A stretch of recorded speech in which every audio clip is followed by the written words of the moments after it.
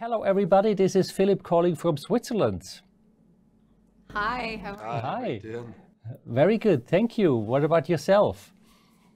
We're great. Very well, thanks. Have you ever been here?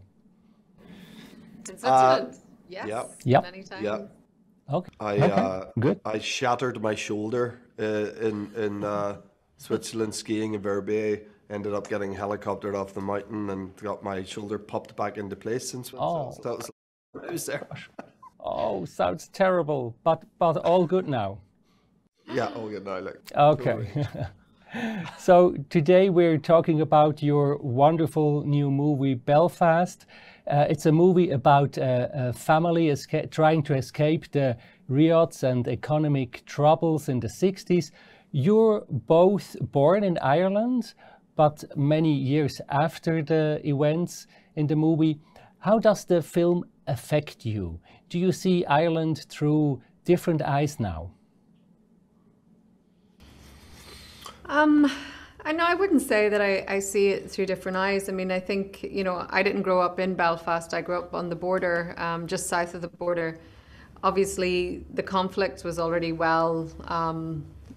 it was, you know, just over a decade in by the time I was born. So we grew up with it as a backdrop to our lives. It was interesting to put your feet inside the people who were there at the very inception and whose lives were upended overnight by this arriving literally at their front doorstep.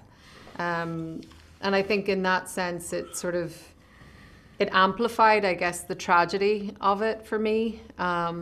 You know, how ordinary, everyday people who didn't ask for this, how their lives were just completely torn apart by this event that then continued for 30 years. Okay. It's also about a boy who don't want to leave his hometown and his friends. Jamie, what do you think if you're in that position of that father you're playing in that movie? That's hard, isn't it?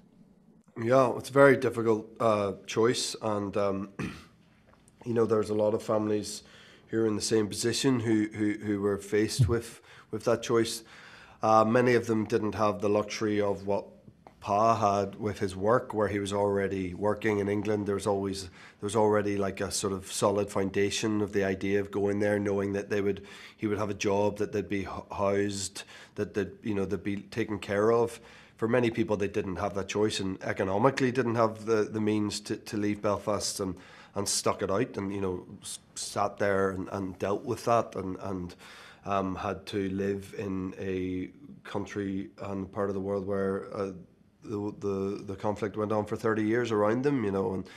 And difficult decision. I've tried to put myself in that position a few times to work out what I would have done, and, you know, there didn't seem to be a right or wrong answer, you know. And I as a father myself, I would always be probably about aligned with the way that the Pa thought, and the safety of the family comes first. Safety of your wife and your kids come first, and for them that meant going to England. And, you know, I know that was tough, and I know that Ken's heart still today firmly remains in Belfast, you know. So as much as I left, he still remains a Belfast boy.